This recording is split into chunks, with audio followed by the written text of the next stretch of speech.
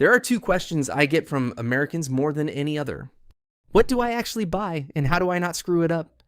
And I love these questions because the honest answers are so much simpler than the finance industry wants you to believe. The whole business is built on making investing feel complicated. So complicated that you either hand your money to someone who skims a fee off the top, or you get so overwhelmed you do nothing at all. So today I'm going to give you the dead simple answer to what you should actually buy. And then I'm going to show you the one tax mistake that quietly costs American investors thousands of dollars. The mistake of buying the right thing in the wrong place. Get this right and you'll keep far more of every dollar your money earns. Let's start with what to buy because it's almost anticlimactic. For the vast majority of Americans, the answer is a low-cost broad index fund. That's it. Something that tracks the total US stock market or the S&P 500 in a single fund. When you buy one of these, you're not making a bet on one company. You're instantly buying a tiny slice of hundreds of America's biggest, most successful companies all at once. Apple, Microsoft, the banks, healthcare, energy, all of it in one ticker.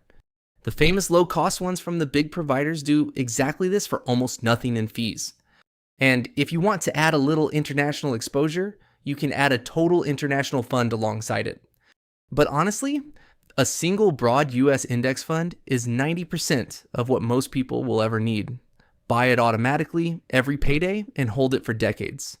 That is the entire strategy, and it quietly beats the vast majority of professional investors over time. Now let me tell you what not to buy, because this is where people go wrong. Do not try to be a hero picking individual stocks. I know it's tempting. Everyone's got a hot tip, some stock that's about to moon. But the truth is, even the professionals with their teams and their computers mostly fail to beat a simple index over the long run. When you pick individual stocks, you're taking on a huge amount of risk for no reliable extra reward, and you're far more likely to panic and sell at the wrong time because a single stock swings so violently. The boring index fund is calmer, safer, and historically more profitable for regular people. Boring is beautiful here. Do not let anyone talk you out of it with something shinier. Okay, so you've got the easy part. You know what to buy. Now here's the part almost nobody gets right, and it's costing people a fortune, the account you buy it in. This is the tax mistake. Here's what happens.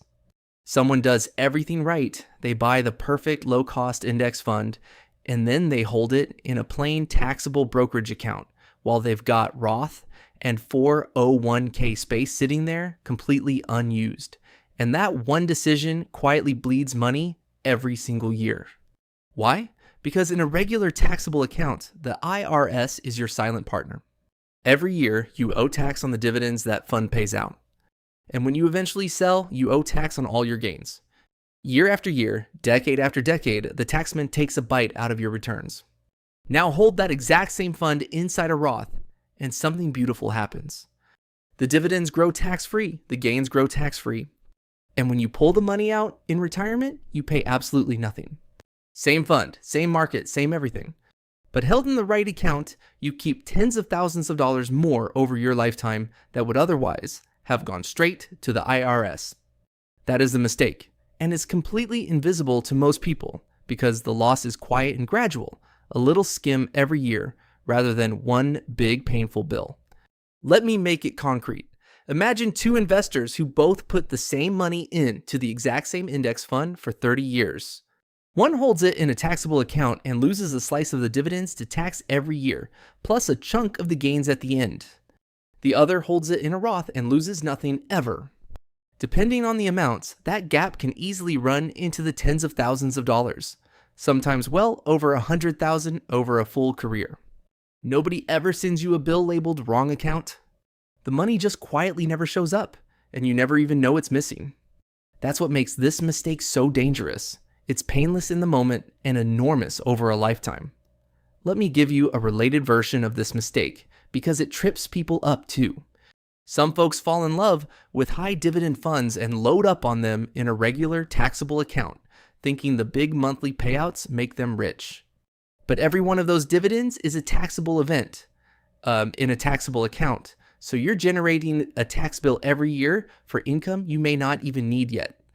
For someone still working and building wealth, a simple total market index fund inside a Roth is very often far smarter than a high dividend fund inside a taxable account. You get the growth, you get it tax-free, and you're not handing the IRS a slice of income you didn't need in the first place. Match the investment to the right account, and the whole machine runs more efficiently. So how do you actually do this right?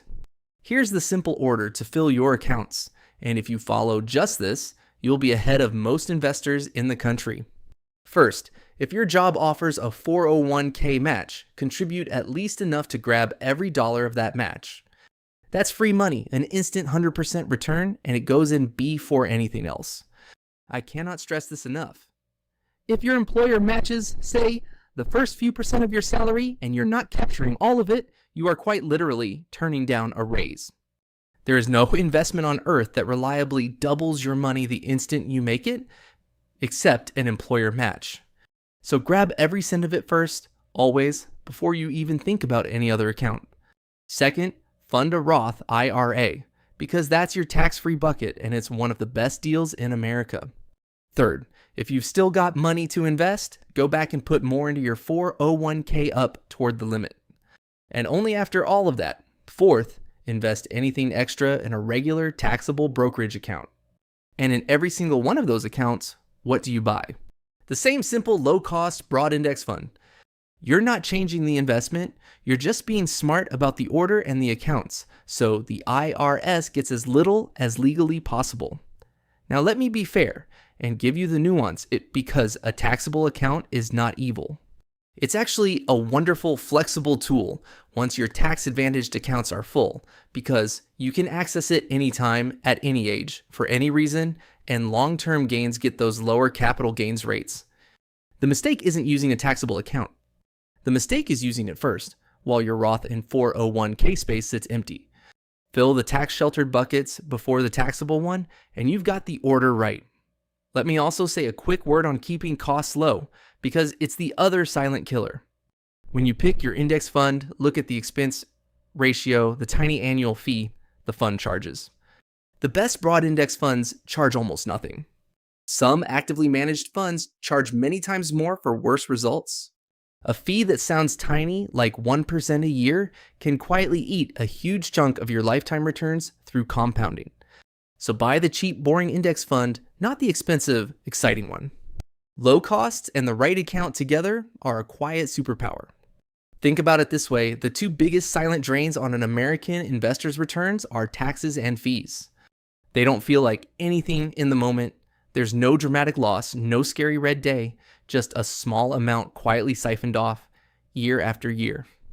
But those small leaks compound against you exactly the way your gains compound for you. So over decades, they can cost you a huge share of your final nest egg. The beautiful thing is you control both of them completely. Choose a near zero fee index fund and hold it in a tax sheltered account, and you plug both leaks at once permanently with two simple decisions you make one time. Almost nothing else in investing gives you that much reward for that little effort. So let me bring it home. What should Americans actually buy? A low-cost, broad index fund bought automatically and held for the long haul. Skip the individual stock picking, skip the expensive managed funds, and then avoid the tax mistake that costs people thousands. Don't hold that fund in a taxable account while your Roth and 401k sit empty. Fill your tax-advantaged accounts first, grab the free 401k match, keep your fees near zero, and let a simple tax-smart setup do the heavy lifting for decades. It really is that simple, and simple is exactly why it works. The people who win at this aren't the ones with the cleverest stock picks. They're the ones who bought the boring fund, put it in the right account, kept their costs near zero, and then left it alone for 20 years. And since tax rules and limits do change, do check the current figures before you act.